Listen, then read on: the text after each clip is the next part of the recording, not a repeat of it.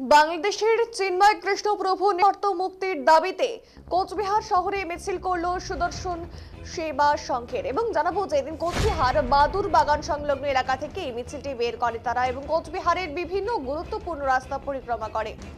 সাংবাদিকদের মুখোমুখি হয়ে সংগঠনের সদস্য ভাগবত কিশোর গোস্বামী জানান এই দিনই তাদের এই শোভাযাত্রা মূলত চিন্ময় কৃষ্ণ প্রভুর মুক্তির দাবিতে।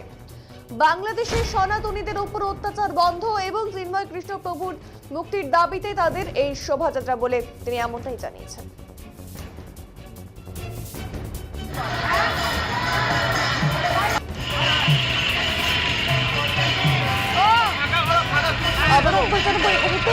খবরের দিকে নজর রাখছিলাম। বাংলাদেশের চিন্ময় কৃষ্ণ প্রভুর নিঃশর্ত মুক্তির দাবিতে কোচবিহার শহরে মিছিল করলো সুদর্শন সেবা সংঘ।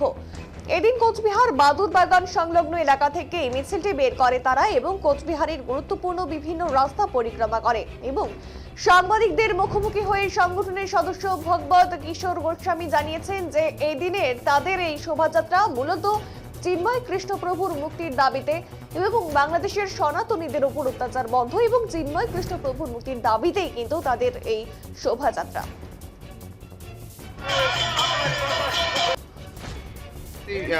প্রতিবাদ মিছিল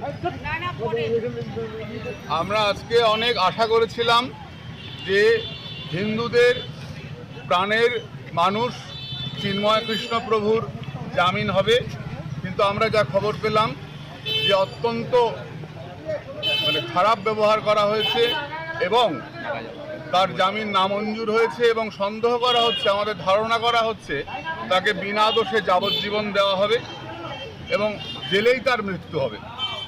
কাজে আর ভাইচারা নয়, আমাদের এখন জাগতেই হবে, আমাদের এখন রাস্তায় নামতেই হবে। তাই সমস্ত সনাতনীদের কাছে আমাদের প্রার্থনা, সুদর্শন সেবা সংঘের পক্ষ থেকে আপনারা সবাই গর্জন করুন, সবাই রাস্তায় নামুন। আমাদের হিন্দুদেরকে বাঁচাতেই হবে, আর উপায় নাই।